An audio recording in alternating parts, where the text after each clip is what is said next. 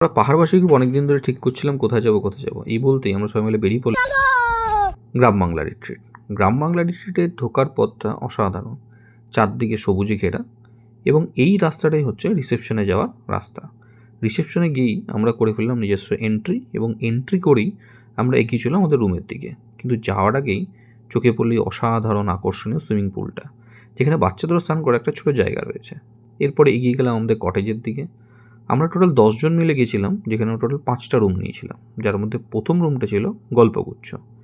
এরপর একটুখানি এগিয়ে গিয়েই আমার পছন্দের ছিল আরণ্যক।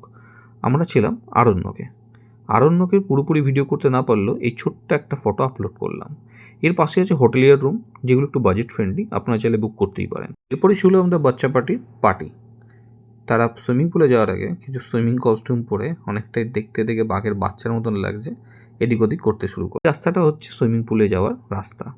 সুইমিং পুলে গিয়ে পুরো পাহাড়বাসী গ্রুপ মিলে দাপাদাপি শুরু। সবাই মিলে একসঙ্গে স্নান করা, কিছু ফটো সেশন করে আমরা শেষ করলাম। এরপরেই শুরু হলো রাত্রিটা গ্রাম বাংলা রিট্রিট অসাধারণভাবে সাজানো থাকে। এর মধ্যেই আমি, আমার ওয়াইফ এবং মেয়ের কিছু ফটোস আমি তুলে ফেললাম। এরপরেই সমস্ত পাহাড়বাসী গ্রুপ মিলে আমরা একসঙ্গে করে ফেললাম ডিনার, এবং ডিনারের পরে নিয়ে নিলাম একটা ছোট্ট গ্রুপ ফটো।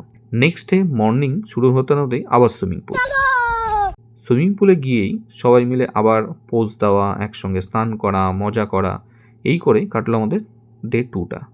সুইমিং পুলে স্নান সেরে আমরা করে ফেললাম ব্রেকফাস্ট, এবং তার সঙ্গে কিছু গ্রুপ ফটো। যদি এই গ্রুপ ফটোতে আপনারা আমায় দেখতে পাবেন না, কিন্তু এইভাবেই শেষ হলো আমাদের একদিনের গ্রাম বাংলা রিট্রিট প্ল্যান।